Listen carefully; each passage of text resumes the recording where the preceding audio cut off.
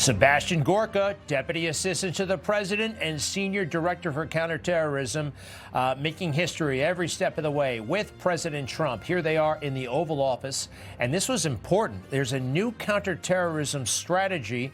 Let's go ahead and put that up, and you'll tell us more about what this is all about. New types of terrorist groups, legacy Islamist terrorists, narco-terrorists, and transnational terrorists.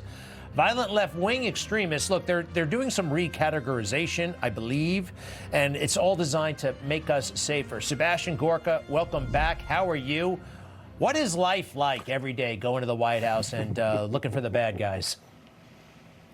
Living the dream, as I tell people every time when they ask me, living the dream. I've waited 26 years for this job. I have no idea what I'm going to do next, Greg, become a farmer or poet. The document the president signed last week, the new U.S. counterterrorism strategy, I've poured my whole career into it, 16 pages to tell the world we are back in the business of counterterrorism. The figures are just monumental. The mainstream lying legacy media won't tell you anything about it. Since our first operation on day 11 of this administration, a scant 15 months ago, we have killed 860 jihadis across the globe, and also we have rescued, the president has liberated 106 hostages, Americans who are safely back home with not one dime paid in ransom. We are bringing down the hammers of hell on our enemies, and we are liberating Americans. America is back in the business of counterterrorism, my friend. That really is something. And if we can put up this this graphic, maybe we're kind of oversimplifying it, but can you tell us a little bit more about the specifics and and how this is all going to work? Yeah, so we have three major categories of terror threat. Number one is, of course, the one I've been focusing on for decades, and that's the legacy jihadis. So that's like Al-Qaeda, ISIS, and Hamas.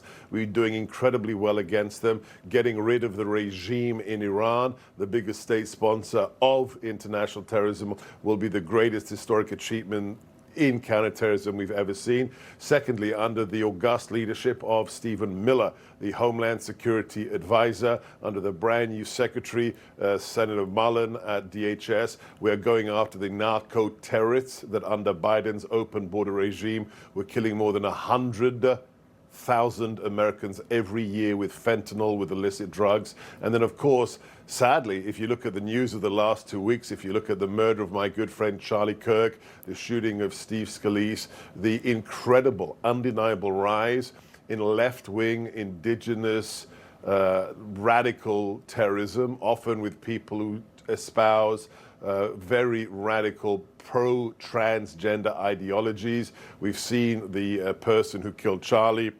We saw the manifesto of the left-wing shooter at the Hilton Hotel who tried to kill the president for a third time.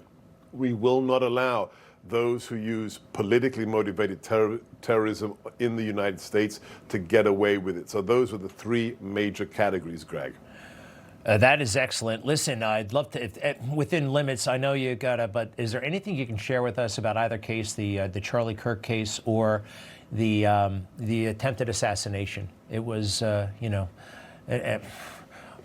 anything. Yeah, it's a legal matter, so probably not. But anything you care to share? Yeah, so I'm responsible for policy and policy coordination across the U.S. government on counterterrorism. I'll leave the judicial investigatory aspects to my colleagues, Kash Patel at the FBI, acting AG, Todd Blanche at the Department of Justice. But look, I can talk to you about the trend lines. What we are seeing is the normalization of violence by the left. You've played the clips, Greg. I mean, God bless you. When you've seen Nancy Pelosi, you've seen Chuck Schumer, you've been Biden themselves, the former AG for Obama, AG Eric Holder, say, you can use violence against people. Remember that classic one of Maxine Waters? You see a member of the Trump cabinet in public, you surround them, you harass them. Biden saying, if I saw Trump, I'd punch him on the nose. The same with Pelosi.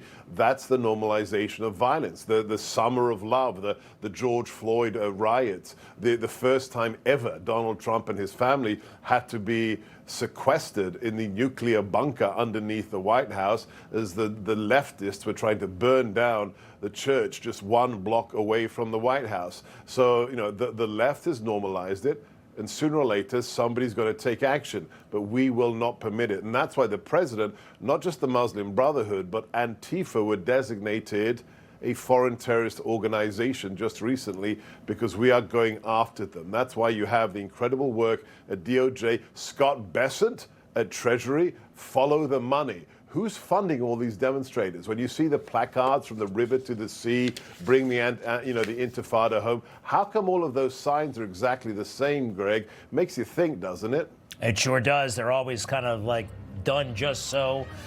Kind of like the Brady Bunch. Ever see when the Brady Bunch turned out in Hollywood? They would make them, you know, professional in a studio, and it's not supposed to be that way if it was really grassroots. Thank you very much, Sebastian Gorka. Congratulations, and thanks for your service. God bless you. We salute you and all the viewers. Thank you, Greg. Thank you. Information. Truth is freedom. Is Newsmax. It's real news for real people.